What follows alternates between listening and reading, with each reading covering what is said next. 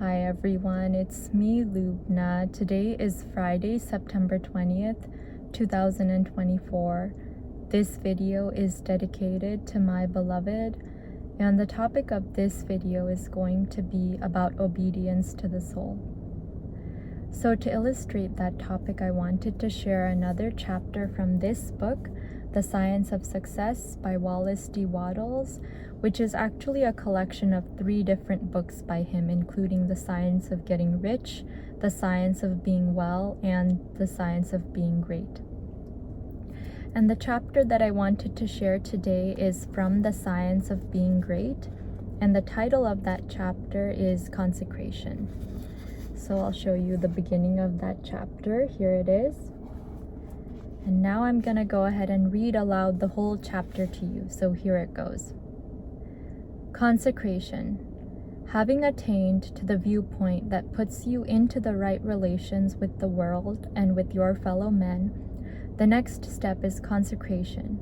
And consecration in its true sense simply means obedience to the soul. You have that within you which is ever impelling you toward the upward and advancing way, and that impelling something is the divine principle of power. You must obey it without question. No one will deny the statement that if you are to be great, the greatness must be a manifestation of something within. Nor can you question that this something must be the very greatest and highest that is within. It is not the mind or the intellect or the reason. You cannot be great if you go no farther back for principle than to your reasoning power. Reason knows neither principle nor morality. Your reason is like a lawyer in that it will argue for either side. The intellect of a thief will plan robbery and murder as readily as the intellect of a saint will plan a great philanthropy. Intellect helps us to see the best means and manner of doing the right thing, but intellect never shows us the right thing. Intellect and reason serve the selfish man for his selfish ends as readily as they serve the unselfish man for his unselfish ends. Use intellect and reason without regard to principle, and you may become known as a very able person, but you will never become known as a person whose life shows the power of real greatness. There is too much training of the intellect and reasoning powers, and too little training in obedience to the soul. This is the only thing that can be wrong with your personal attitude, when it fails to be one of obedience to the principle of power. By going back to your own center, you can always find the pure idea of right for every relationship. To be great and to have power, it is only necessary to conform your life to the pure idea as you find it in the great within. Every compromise on this point is made at the expense of a loss of power. This you must remember. There are many ideas in your mind which you have outgrown, and which, from force of habit, you still permit to dictate the actions of your life. Seize all this. Abandon everything you have outgrown. There are many ignoble customs, social and other, which you still follow, although you know they tend to dwarf and belittle you and keep you acting in a small way. Rise above all this. I do not say that you should absolutely disregard conventionalities or the commonly accepted standards of right and wrong. You cannot do this, but you can deliver your soul from most of the narrow restrictions that bind the majority of your fellow men. Do not give your time and strength to the support of obsolete institutions, religious or otherwise. Do not be bound by creeds in which you do not believe. Be free. You have perhaps formed some sensual habits of mind or body. Abandon them. You still indulge in distrustful fears that things will go wrong or that people will betray you or mistreat you. Get above all of them. You still act selfishly in many ways and on many occasions cease to do so.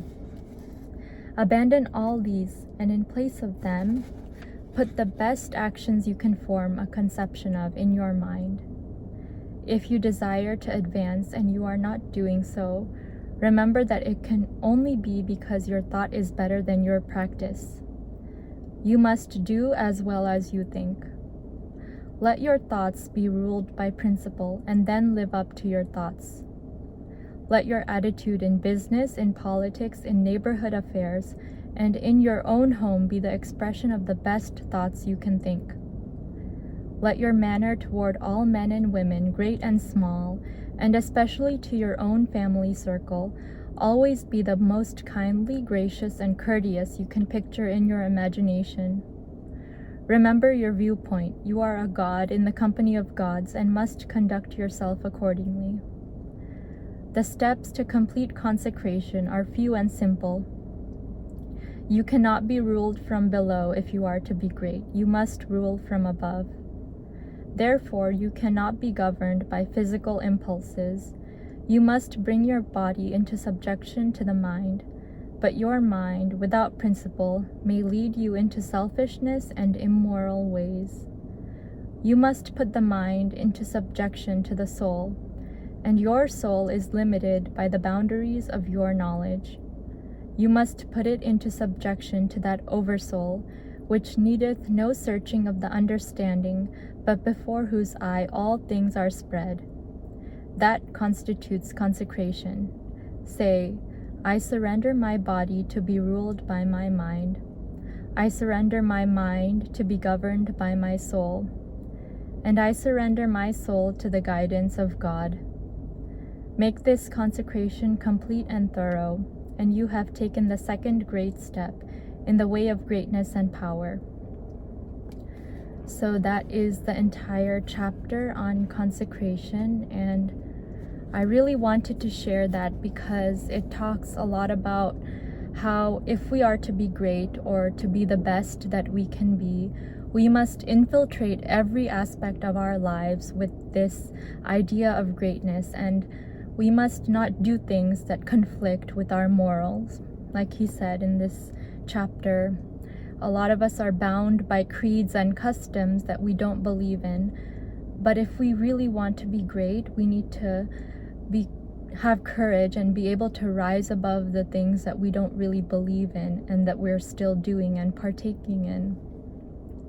And oftentimes when you are obedient to your soul and obedient to this voice that is calling you toward a certain direction within you, you might alienate other people, or others might look on you as a little bit eccentric or an outcast. But you need to believe in yourself and know that the way you are doing things is correct and the beliefs that you have are correct, even if everyone else disagrees with you or sees you as an outsider. And I know that sometimes we question what we believe in just because what other people believe in might be different from what we ourselves believe in. But there's a reason for why you think in certain ways and why you sometimes find yourself outgrowing others or feeling like you're changing and growing and your thoughts are becoming shifted toward a different direction. And we need to listen to that calling within us, because oftentimes, and more often than not, it is leading us to a better path and a path of higher consciousness and a path of greatness and power. So that is my message on consecration of the soul and obedience to the soul. Obey that voice within you, and just like in this chapter Wallace D. Wattles wrote, don't be bound by creeds in which you do not believe. Be free, and also infiltrate every part of your life, your attitude, and everything you do with this confidence that who you are on the inside is who you should be.